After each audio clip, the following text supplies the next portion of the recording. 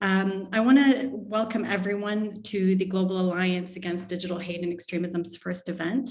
Thank you so much for making the time to join us.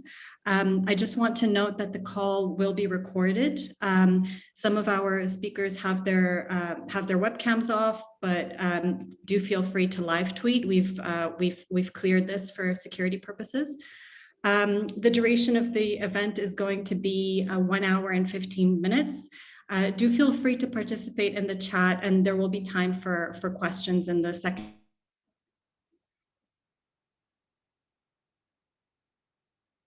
Light on the urgent need for action against online harms. We're going to be spotlighting global stories from frontline activists who are tackling the impact of disinformation, online hate speech and incitement, and flourishing extremist propaganda in their communities. I want to begin by extending my deepest solidarity to all those who are affected by the Russian invasion of Ukraine. I think in the past weeks, the world has been forced to contend yet again with a dramatic example of how an information ecosystem can be used to set the scene for horrific violence and loss of life, and indeed to continue justifying it while it happens. And the continued massacres have been absolutely shocking. I know from my conversations with the other members of the Alliance that the social media companies' role has actually been a little bit more predictable and less shocking. They've been extended an invitation. I don't know if any of them are in the room with us today, but they will have heard from colleagues that we have found them, as usual, to be woefully unprepared, I'm sorry to say, and that their measures have been insufficient at the time of this conflict. We have sent them a letter today that my colleague Wendy is going to touch on, which highlights some of the issues that are going to be raised in today's event, as well as the demands that we have made to address them. And the stories that I've heard from the speakers joining us today make me very angry. They illustrate companies' disregard for non-English languages, the unserious ways in which they have dealt with genocidal contexts, especially ones that have not been in the news, and the careless ways in which they have dealt with the safety of human rights defenders. The people undertaking the brave and tireless work of dismantling racist structures of oppression, waging the struggle to uphold the promise of never again, and healing their communities in the aftermath of genocide are at the same time, while doing this difficult work, forced to contend with social media companies that are unaccountable to us, the people, and yet have immense power and control over our speech. So I'm deeply honored today to introduce our speakers. Some of them have traveled for stable Wi-Fi, and I'm incredibly grateful for that. Thank you so much.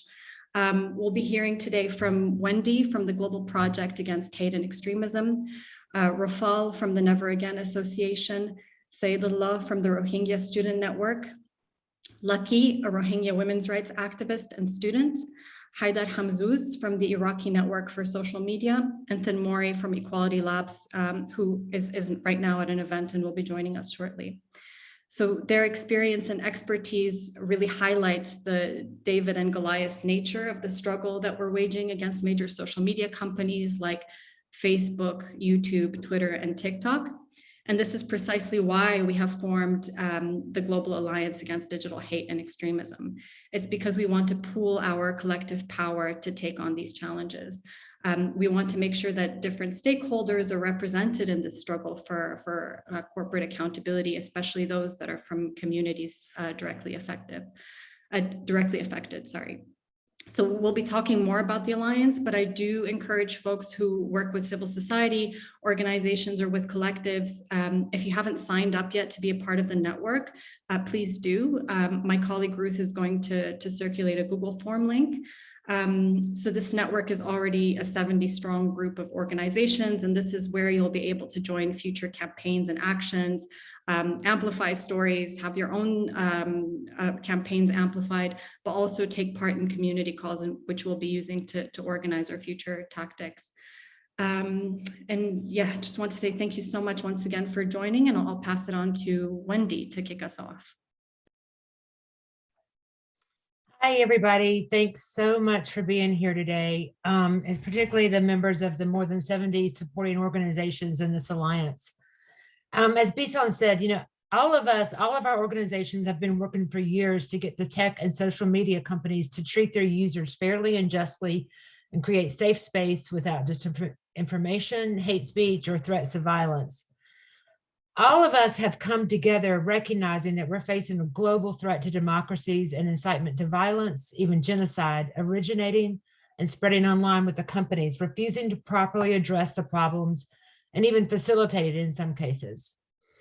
And the companies prefer to divide advocates by issue area, region, and language, even though the issues are global. That might make sense if the disparities between English and non-English content weren't so glaring when it comes to actual action. The majority of users are non-English speakers and represent all regions of the world, with the global South being the most neglected. At this point, we can only see a persistent indifference from the companies and a devotion to a profit motive which trumps all others. Today, we sent the companies a letter from our alliance laying out our demands. We want no special treatment for the politically powerful and enforcement of the community standards and content policies equally. We want clear definitions of dangerous organizations and individuals and how the policies are enforced, not only in the US and Europe, but in the global South. And we want a devotion of proportionate resources to cultural competency and content moderation in all languages. These are not abstract discussions or technical talk about algorithms. The consequences of not making these changes are chilling and life-threatening, as you'll hear from our speakers today. The harms to democracy, disinformation, and incitements to violence generated by politicians and influencers around the world are clear to see. It's not just Trump, who may be the most obvious, but others in the US who seek to rile up their bases with harmful rhetoric that leads to hate crimes and insurrection. And then there's Modi in India, where the anti-Muslim hate speech is rampant, and Bolsonaro in Brazil with his anti-LGBTQ and anti-indigenous people comments. And AfD in Germany, which spouts a white nationalist narrative that is actually under government security watch. And the Polish president and prime minister that viciously spread anti-LGBTQ hate and anti-Semitism. Facebook's own oversight board has made the recommendation to treat all users the same, but to little avail. And last year, Twitter conducted a global survey of how leaders should be treated, but has yet to release the results or change its policy. It's unclear what YouTube's policy is, but judging by the vile content so often on its platform, it's clear they are not doing enough to get rid of hate speech and disinformation. And these are just a handful of the global politicians that have the potential to harm literally every person on the planet. Today, you will hear from speakers from Iraq and Myanmar, as well as more on Poland and India. All of the companies say that their policies are global and that they're enforced globally. But the reality is that they were created from the US point of view and experience, and then they're haphazardly applied from that point of view around the world. To date, the companies have been happy to rely on government lists of dangerous and terrorist organizations, which are disproportionately focused on Islamist extremism, even though many governments agree that the primary threat comes from white supremacist extremism. And as shown by the leaked Facebook documents, the companies can't even get it right in the US, where white supremacist groups are freely use the internet to spread their hate, organize, and fundraise. And YouTube still allows dozens of Generation Identity channels, a transnational white supremacist network that has been linked to the Christchurch murders and banned by multiple governments, to thrive. There are thousands of examples of how dangerous content is allowed to thrive in non-English languages with virtually no moderation. You'll hear more from our speakers, but Global Project Against Hate and Extremism just completed a study comparing conversion therapy material in English to that of Swahili. The results were stark, with the Swahili content being vile, not to mention false. All of the companies have been notified of this disparity, and some changes were made around conversion therapy, but only for the English content, not the Swahili. Civil society does not need more trainings on how to report violations or to hear how tough this is on the companies. The tech companies know the problems, they know how to fix them, and they have the resources to fix them. And it's time to stop relying on civil society to do the work for them. It's time for them to take up the responsibility of being the richest companies on earth and protect the democratic systems that have allowed them to dominate the planet. And with our new alliance, with representatives from every continent except Antarctica, we're going to hold them accountable to do just that. Thank you. Thank you for being here. Thank you so much, Wendy. It's quite a bleak overview with the many examples that you gave, but at the same time, I think your call to action for the Alliance is accurate and moving. Rafal, I'm going to pass it on to you. Thank you very much, Bissan. Ladies and gentlemen, dear friends, I want to say that I'm really happy that the Global Alliance is starting today. I think it really has a very important role. And I want to mention the Never Again Association has monitored hate speech and hate crime since 1996. And we have always known that hate speech eventually leads to violence.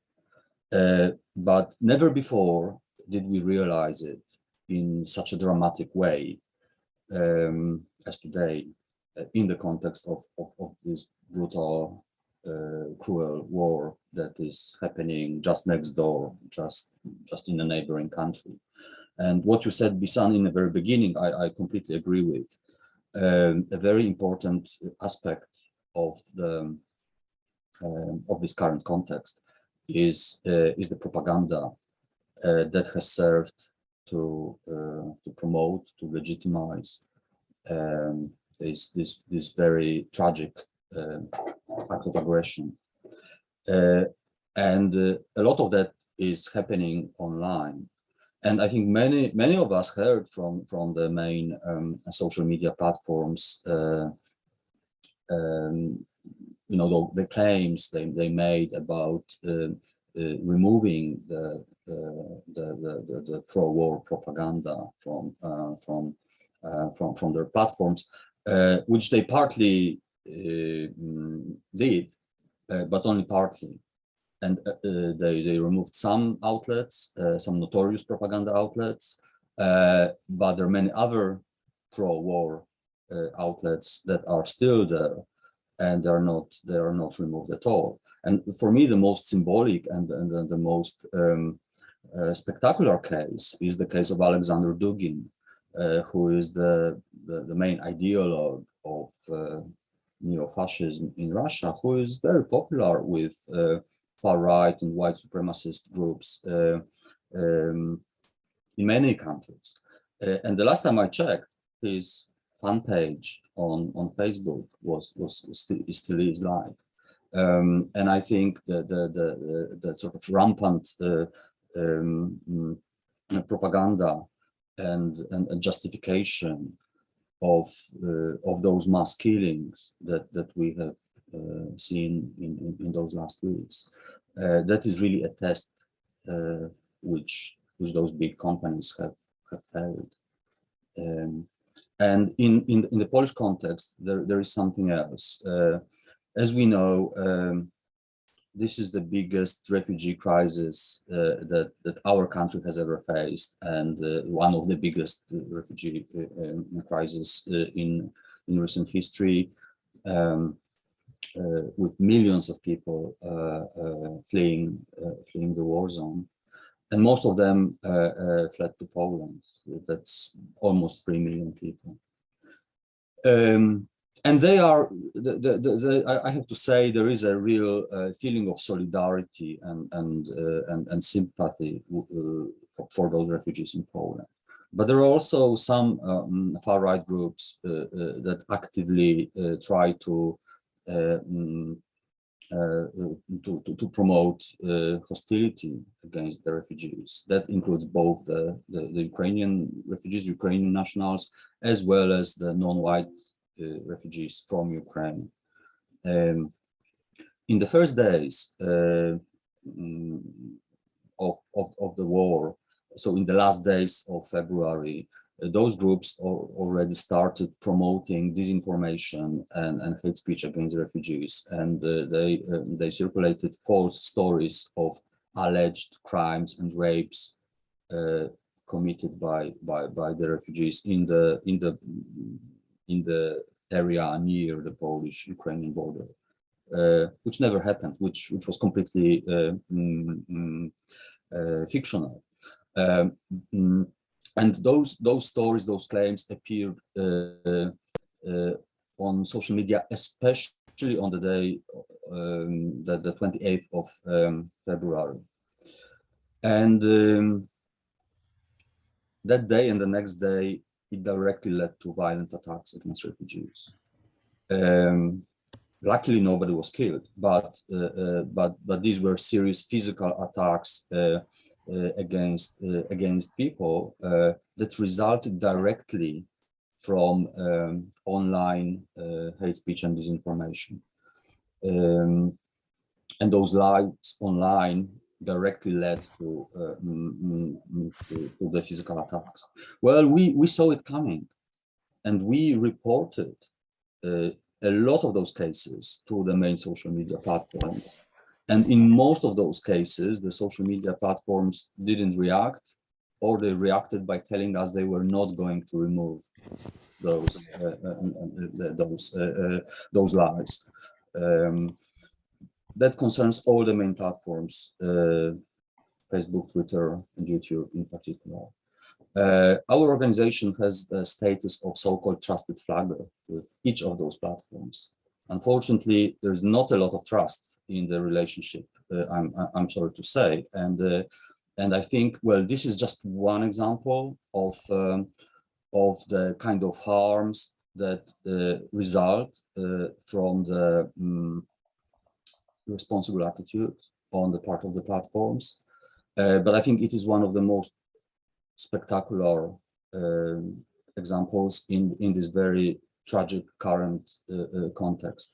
So obviously, there's a lot of work to be done in this field, and we very much look forward to our cooperation in frames of the Global Alliance, and I very much hope that soon we can together achieve an improvement, and we can make the online reality, the online space, a better place for everybody. Thank you. Thank you so much, Rafal.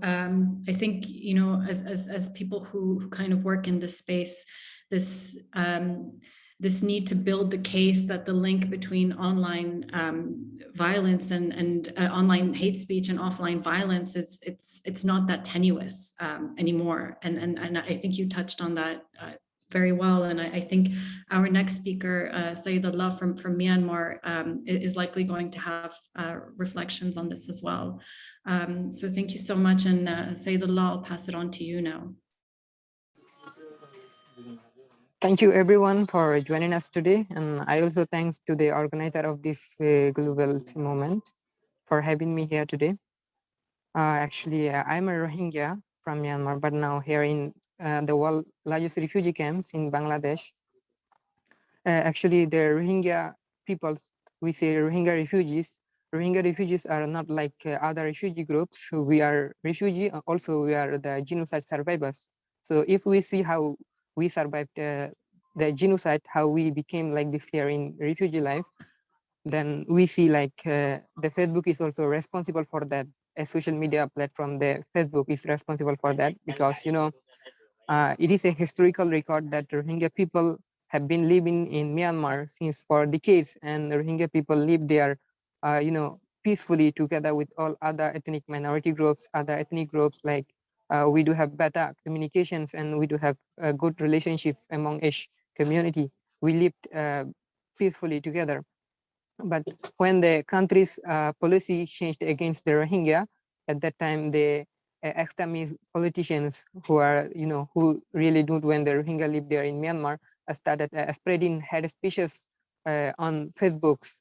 Like they say these people, they call Rohingya as Bengali. So they say these Bengali people are not a part of this country.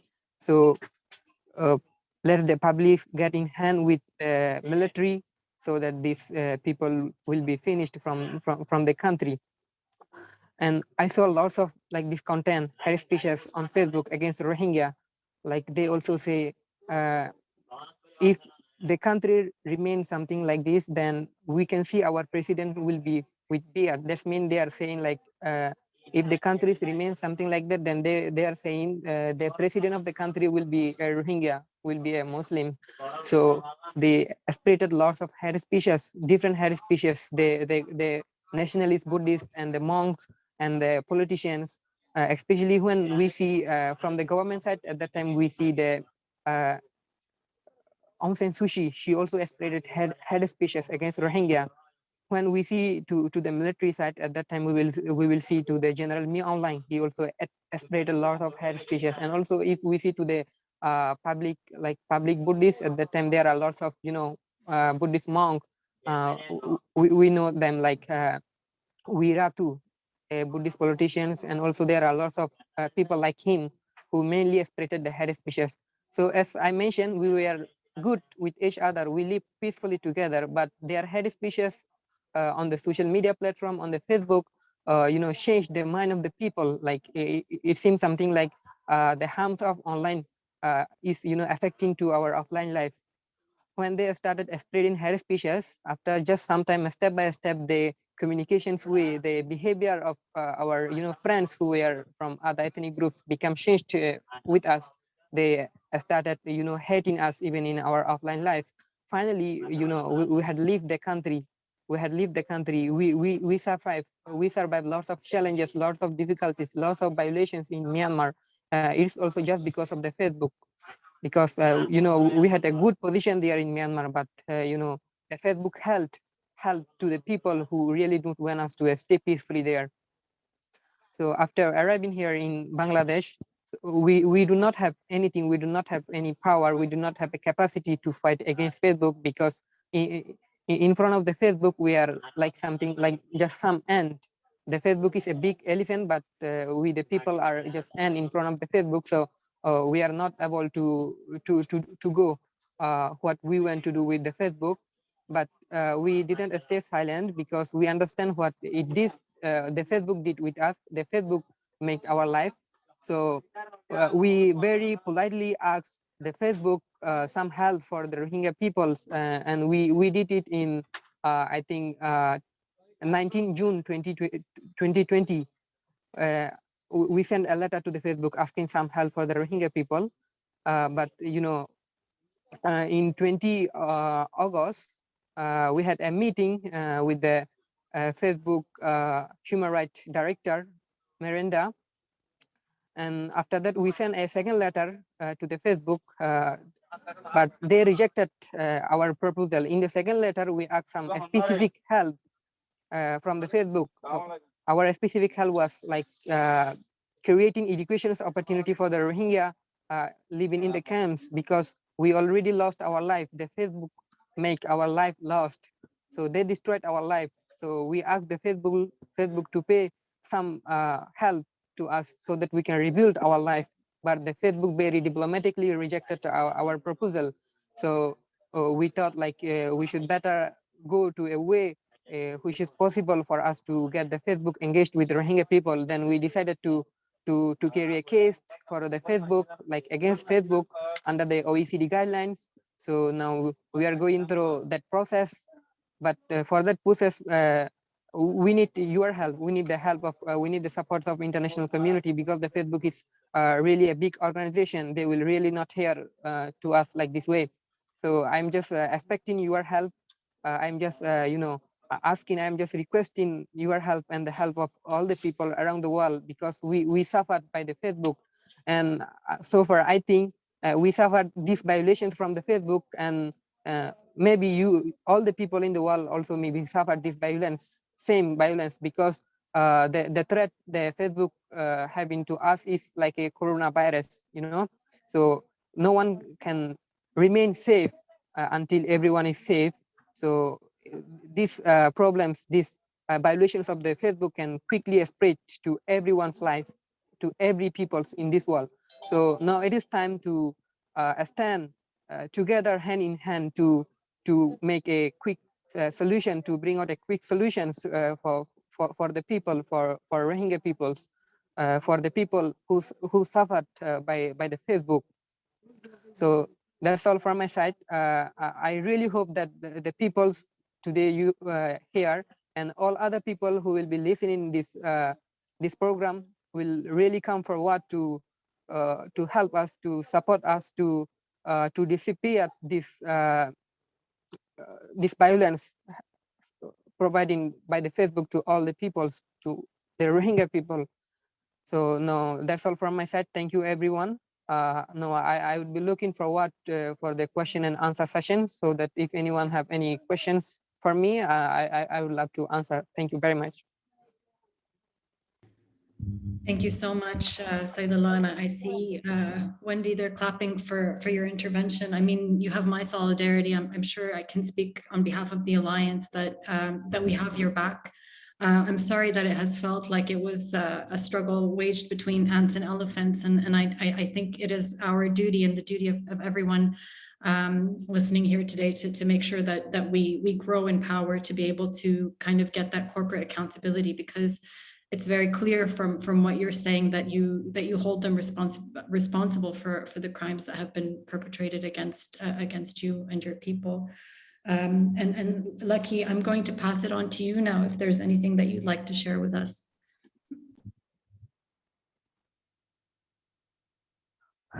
Hello everyone, do you hear me? Am I audible? We can hear you great. Okay. So good morning and good afternoon, good evening to all of you, wherever you are at the moment. So I will just keep my camera off. Today, where I am in the background is not really okay. So my name is Lucky from the Rohingya community, and I'm studying at an international university. I have been working for quite a long time, supporting the Rohingya community and for their women's rights to go to school in Cox's Bazar camp. So today I'm here to support the people who complain and raise their voices to the wall about Facebook and what they have experienced. So Rohingya have been facing crimes against humanity since the 17th century. They have been facing not only through offline but also through online. Rohingya doesn't mean to always suffer. As we know, they suffer genocide from our government, and like this, Facebook has also changed the Rohingya's life into a harmful situation. It has lost the human rights of Rohingya young people, and it becomes less of a priority than before. Facebook seems to reject the voice of the Rohingya. Facebook is a great platform that is being used by the people around the globe for different purposes. When Facebook was spreading harmful things about the Rohingya community, by that time, all the Facebook users hated the Rohingya community because they believed Facebook most, and seems like Facebook priority them a lot, and whatever they are uploading on there, this becomes a reality for people, and it affects the dignity of Rohingya community. They do it for their own profit, but Facebook should not lose and ruin a community's dignity. I'm confident that Facebook encouraged the harm to move from online to offline, and now we can see those points are in the action in the real life. We requested Facebook several times for the change, but they did not try to make any change yet. Now the life of Rohingya people is in danger. Rohingya people have been suffering the impacts of discrimination, racial hatred, and state violence for many diseases, enduring both physical and mental abuse. So before I go back to the Myanmar, I will first thankful to the Myanmar government and the government of Bangladesh for the support and for the amazing work that they have done for the Rohingya community in the Cox's Bazar camp. So there was a lot of speech actually in the letter that was uploaded on Facebook by the Myanmar government and the political leaders in Rakhine State, and that Facebook helped them a lot to spread it in all over the world, and that people can watch it and read it, whatever they upload in and writing about the Rohingya community. So there was not a single chance for the Rohingya community to share their feelings and to express what they experience in their life or what they think about the Facebook, and they had no chance. So it was the first priority of the Myanmar people, those who were involved in the Facebook's life.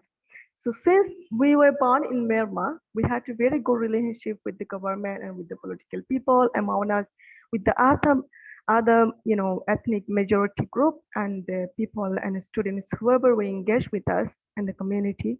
But since they started posting something against Rohingya community in the Facebook and they get support from them, and it helped them to spread out all over the world. So it becomes um, a problems for us, and that helps us actually to be separated from one another. So this is how refugee people are suffering the problems in the camp, and there's no chance actually for them that they can share their problems and that they can write whatever they want, and the spirit that they're having in their inner life. So the people in the Cox's Bazar camp live like a living dead when it becomes impossible to survive these conditions. Some people have short aways of acid. The refugee camps where many people are now in Bangladesh feel like a prison. The camps are too crowded and noisy. People cannot breathe well. There are only a few places where people can go, but of course not allowed together, and they even feel like lack of oxygen and fresh air. People are becoming irritable or even experiencing mental breakdowns. Many people are facing cancer, infections such as the virus, diabetes, blood pressure, a lot of diseases that is, putting them down and cannot properly treat. It's very difficult for them actually to suffer all these problems. So finally, I request Facebook, please ensure the protection of Rohingya people, and the most important thing is their dignity. While they are in the refugee camp without citizenship, if they have that, they can live in any broken shelter and survive on bread or water anywhere. Facebook can ruin a person's dignity, and language can make a person is valuable. So my humble request to the international community and the people who are hearing and listening to me today to support the Rohingya community in the Cox's Bazar camp, and to speak and to raise their voices, and to get things that is left in their life. So thank you very much to all of you who are joining us today, and I would be happy to answer to your questions. Feel free to write down in the chat box or raise your hand to ask me. Thank you so much for that, Lucky. And my big takeaway from that is just how Facebook's profits has translated into a loss of dignity for the Rohingya people. And you do have our solidarity. So I see that questions are coming through. Please do feel free to send them over. We've got a couple of speakers, and then we're happy to open it up for a Q&A. So Hamzouz, if you can tell us a little bit more about the Iraqi context, we'd be so grateful for your contribution. Thank you so much, Bissan. Can you hear me? Yeah, it's a little bit far away. This is better. Okay. Yeah. Thank you so much, Bissan, and for the rest of the global team who has given us this opportunity to raise the local voices like Iraq. So I quote here from the website, and the goals and we believes in our movements: fairness, justice, safety, and transparency. That's what we are looking from the social media companies, at least. So the context of Iraq, I saw my colleagues, the speakers, brought too many examples about Facebook, but we have also too many examples about other social companies. It's not heaven there, especially Twitter or Telegram. So I will put some examples here about what's happening in the Iraqi context. We are not facing only a hate speech online, and to have a better understanding, I'm sharing in the chat a lexicon we did back in 2020 about the hate speech terms on social media in Iraq. This can give you some introduction about what's happening. But the problem here that the online hate speech, it's moving offline, means we are losing people's life. I will give you an example. Too many reports we send about hate speech against a women activist, strong voice from Basra, from south of Iraq. Her name, Dr. Reham Yaqub.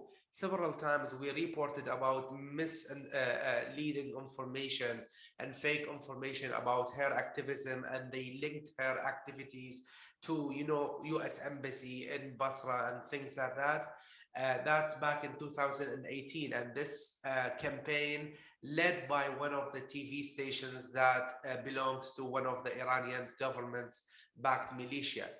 That's in 2018. Imagine in 2020 and during the Iraqi protest, and when she led a women protest in Basra, they killed her. So imagine if we have action in 2018, we can save her life. So Iraqis losing their lives because of this ignorance, from the social media companies towards our region and specifically in Iraq. The same thing happened with the political analyst Hisham al-Hashimi. Also, till today, the user who threat Hisham to kill him at his door is still active on Twitter. And the TV station that I mentioned, it's got verified on Twitter. So imagine what's happening here.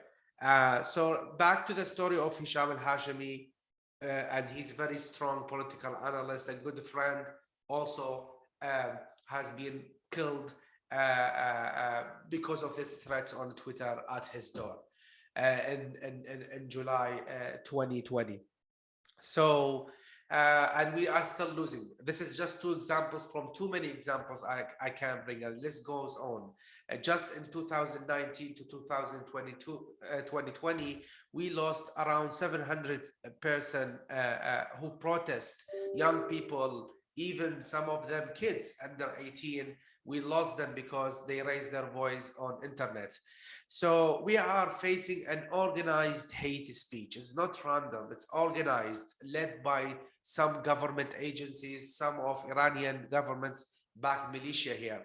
And the problem, beside the double standard that we see and inside the social media companies, that they focus on a country and they ignore other countries, and it depends about the founders' moods, where they want to go. You know, when we have a community standard or a list of dangerous organizations, we don't see these organizations with a Twitter.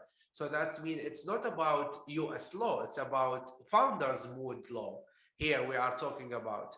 So this, all these lists, it's prepared without any consultation, without any conversation with a civil society organization specialist in that to talk about. Even there is no transparency. As I mentioned, transparency, it's one of the keys here, important to be honest. People sometimes they violate the community standard and they don't know why they are violated.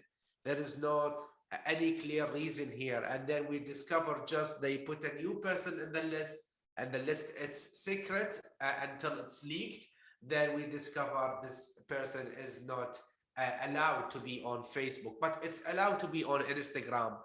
Imagine, and they are same company. So the double standard here and the situation is very bad. Let me see. So what we are talking about here, that it's very important to have more engagement from social media companies with the civil society, especially Telegram. Telegram now it's becomes one of the big problems. People, militias hiding behind channels and spreading hate speech, spreading misinformation and fake news around activists, around NGOs, and these people, they were to survive because they have examples, people lost their life, to withdraw their activity, work below the radar. Yes, the situation is very bad. That's why this alliance and all people here who's attending the meetings, I welcome them to join and support, because this is not about an issue in one country. This is an issue of all. It's a global issue. And we need to support and stand back with each other. I'm really sad when I hear the story of Sayedullah, when he said that social media companies treat us like we are ants or we are small. But imagine ants will be very strong when they come together. They can push a big rock, comparing with their sizes. So it's very important to stand to each other. And our voice, the local voice in Iraq, will be empowered because of that global alliance. I can share more examples, but because of the limited time I have, and I want to let other speakers also to talk, and also want to hear your questions. Thank you so much again, Bissan. Thank you so much, Hamzouz. I mean, I've heard you talk about Dr. Riham Yaoub and Hisham al-Hashimi before, and every time it's absolutely heartbreaking and enraging. But I think you did something important, which is, you know, tied these terrible stories to the policies, which is that, you know, we're at the whim of the founders' moods. There's a lack of transparency. We don't know what's happening. And in the cases of companies that are overlooked, like Telegram, there's no engagement with civil society whatsoever. And, you know, I think we'll be talking about our demands a little bit more, because those are some of the questions that are coming in. But you know, I think broadly that kind of helps us get started. Sorry, Bissan, just last line I want. It's very sad when I go to my Facebook and I see at least 5, 6 friends that I already know becomes remembering on Facebook. That's the only action we have, we see from Facebook. They convert their profile into remembering, and I see the old messages between me and them. So we don't want that, you know? We need them alive. Absolutely, absolutely. Especially in moments of crisis, that's you know, that's when it's so much more amplified. Thenmozhi, I'm going to pass it on to you now. Sure. Thank you, everyone. And for all who are tuning in, we appreciate you spending time with us during this launch. I just want everyone to take a big breath, because I know that we've heard a lot of powerful testimony, and you know, all of my fellow speakers are carrying with us the wounds of war and genocide and mass atrocity, much of which are not being addressed by the companies who have helped to be complicit with these crimes. But also that many of our impacts of carrying this violence has tragic consequences on our communities, from the somatic violence that, you know, Lucky, our colleague, spoke about, to the grief that Haider just shared about seeing people you care about turned into condolence pages as opposed to being with us alive, fighting for dignity and our rights. So if you can just take a breath so that we could acknowledge the tremendous amount of violence we just witnessed and heard from, I think it's important that we look to some of the ways that we might be able to transform. And I think that there's a lot to be learned in terms of the lessons of the Indian market, because currently the Indian market is the largest market for all of the social media companies that is in open genocide. And what we see is that in the failure of the companies to actually do anything substantial about it, is that it is a failure at many levels. One, we have compromised local offices, where the local offices are often working directly with genocidal actors and are not transparent about their lifting up and making money off of influential, dangerous speech actors. But also that none of these companies have clear, transparent policies for what it means to operate in a genocide.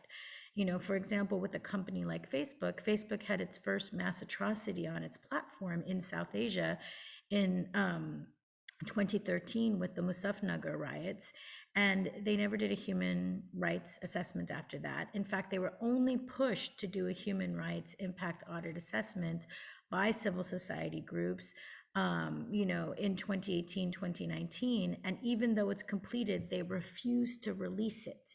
And I suspect that they are refusing to release it because of how damning those findings are.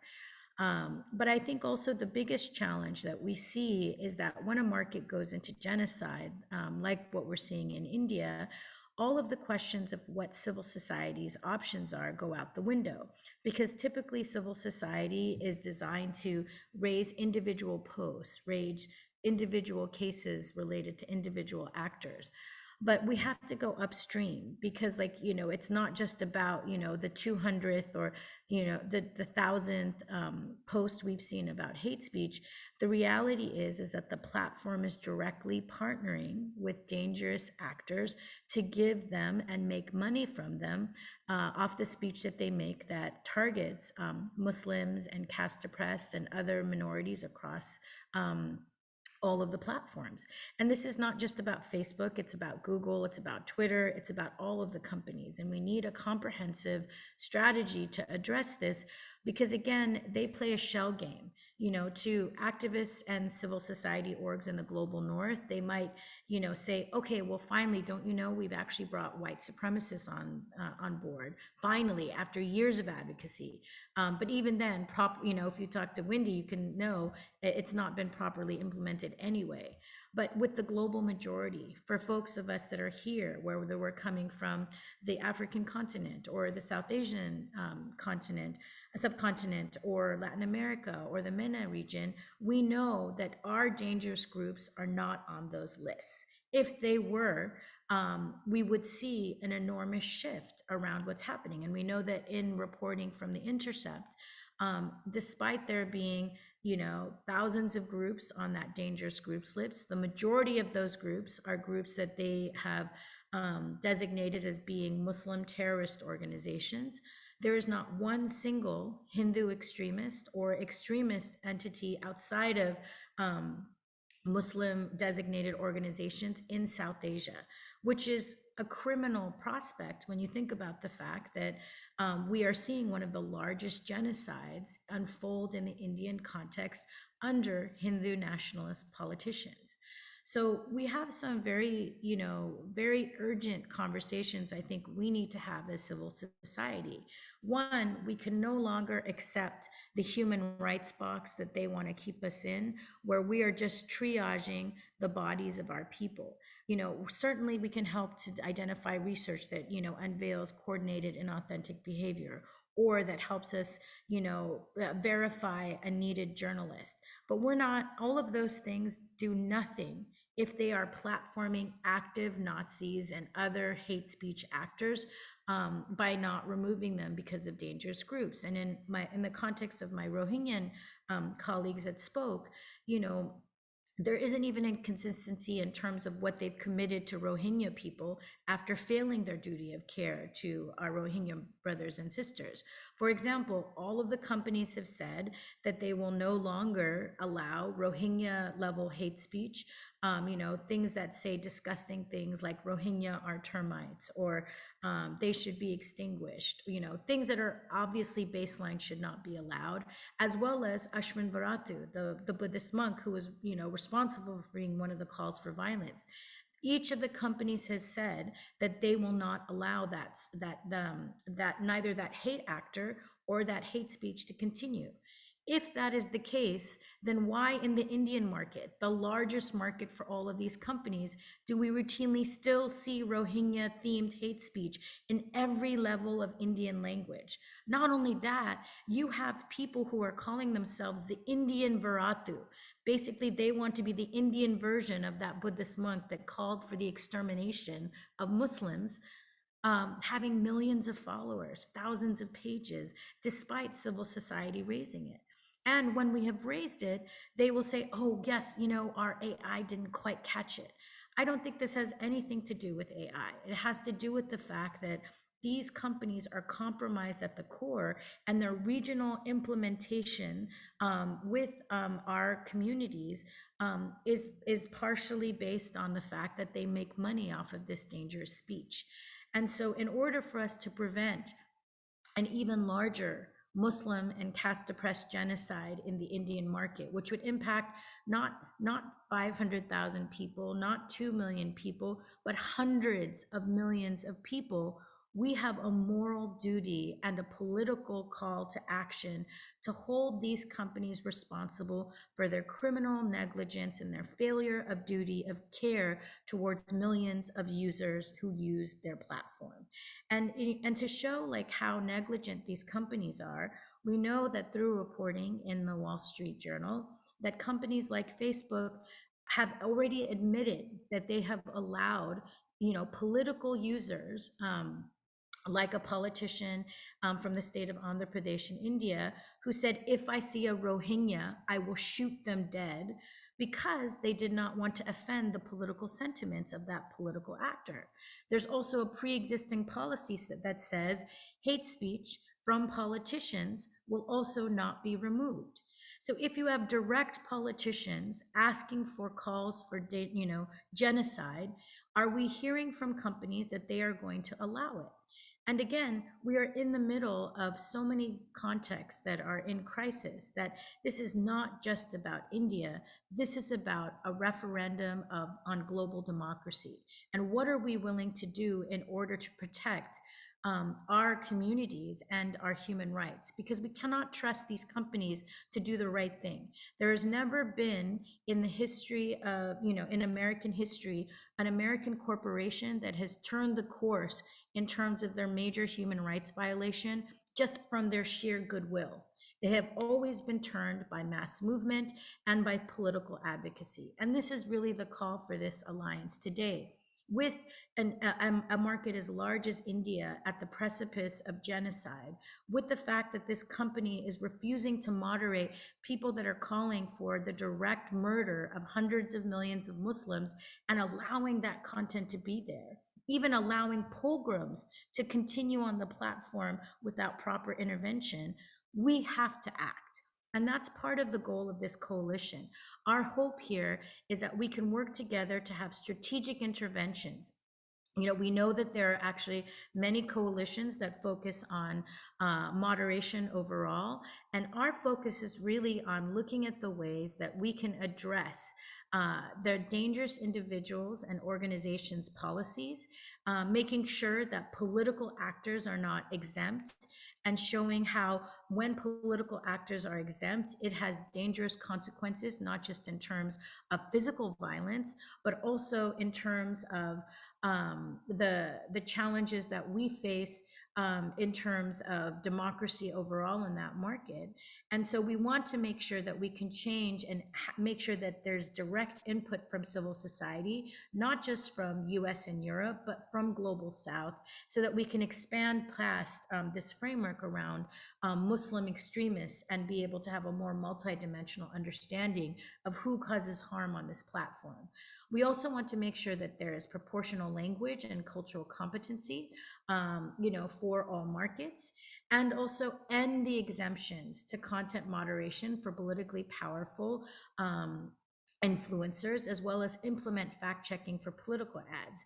And we know, companies like Facebook have really detrimental programs like Crosscheck, which in some markets actually allow dangerous, hate speech actors to allow their hate speech to continue because they are considered the VIP elite of those markets versus the hundreds of millions of people that are the victims of the dangerous speech that is enabled on those platforms.